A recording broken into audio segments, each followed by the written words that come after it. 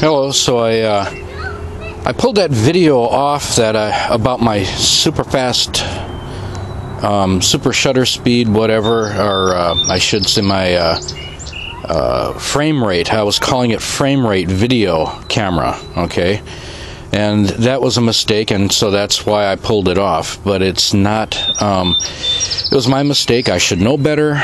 It was about.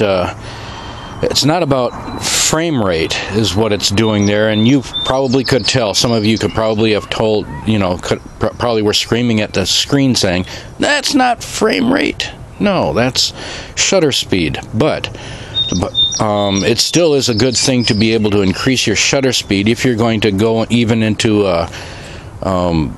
YouTube and do the YouTube video editor, and it has a slow-mo capability that you can take your regular footage and bring it to slow-mo. Having a fast shutter speed helps with that. Okay, so if you're planning on doing some fast work, you want to do some slow-mo, do a fast shutter speed, and then do the 2x, 4x, 8x, whatever. I think it even goes up to 18x times slow-mo. But then I think if I remember right, it takes away the audio. But anyway, just thought I'd mention that, and I'm gonna repost that video with this disclaimer in front of it. So thank you.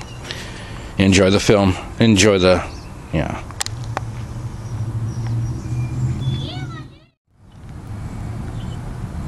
All right, so I thought I'd show some of you guys my high-speed camera that I got quite a few years ago. Paid $700 for it, about 2009, something like that, and it is a Panasonic 3CCD, a Leica lens. It's a very good little camera. 40 megapixels, 12 power, optical zoom, and you hear that little click in there? That's just the way the optical image stabilization worked. It's physical, and it's not, as opposed to digital. Okay. So an optical image stabilization in the lens is a good thing. There are 3 CCDs, so they only do it in the lens. They don't do a single. My other camera has in the lens and on the chip. It's a single chip. It's a large single chip. But these are 3 small CCDs, and but they're nearly 1/3 inch CCDs, but they're highly populated. That means they're a small, they've got a small pixels. The pixels are small, but they're like I say, highly populated. But I'm going to show you and walk you through the shutter speed settings. And yeah, it's high speed. Get this moved over there, and better turn that off. I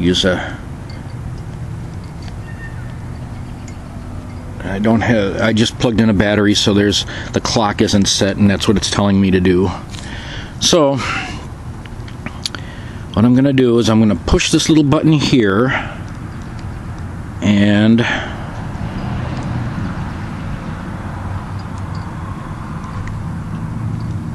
that will come up right there. See?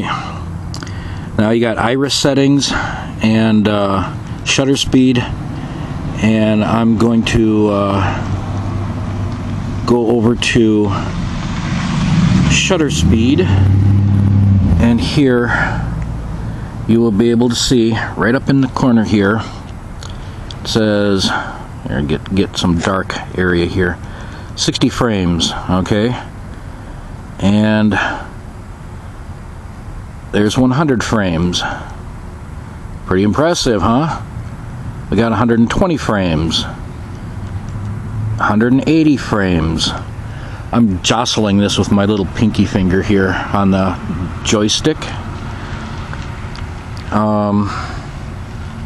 Okay. Try to find a good place. 180. There's 250. 350. Oh man, and it just keeps going. Right, 350.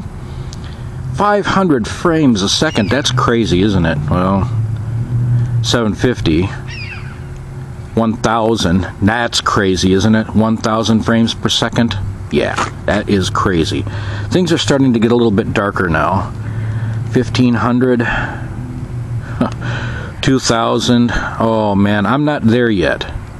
You can see my audio going up and down on that thing for the built-in microphone, but I usually use a external mic. It works better because this is a what this is a digital tape recorder.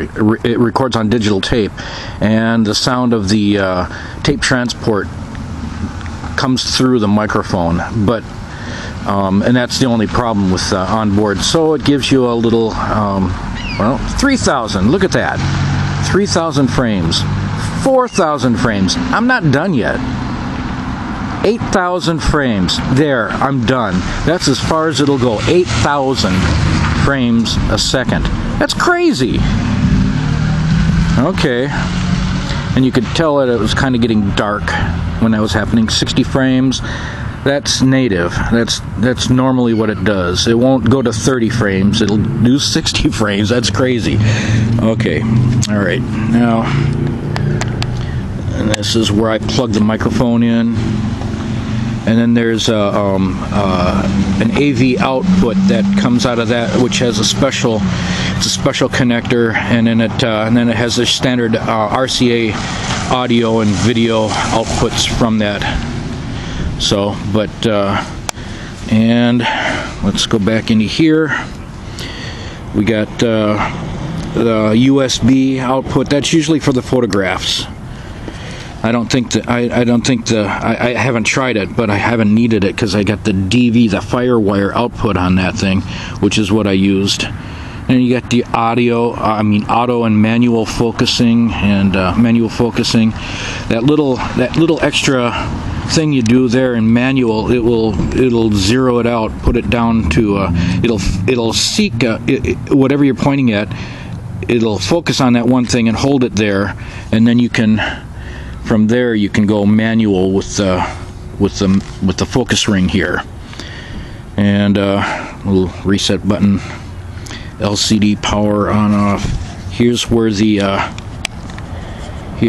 photographs are stored on a 2 gig card. That's plenty of room for photographs. But anyway, that's about it, guys. Oh, yeah, the hot shoe. It's a smart shoe. It's not just a hot shoe, it's a smart shoe. You can slide that over a little bit maybe, and you can see the contacts there. But, and then of course that comes out and up. Myopter underneath. And that's about it. That's my high-speed camera, guys.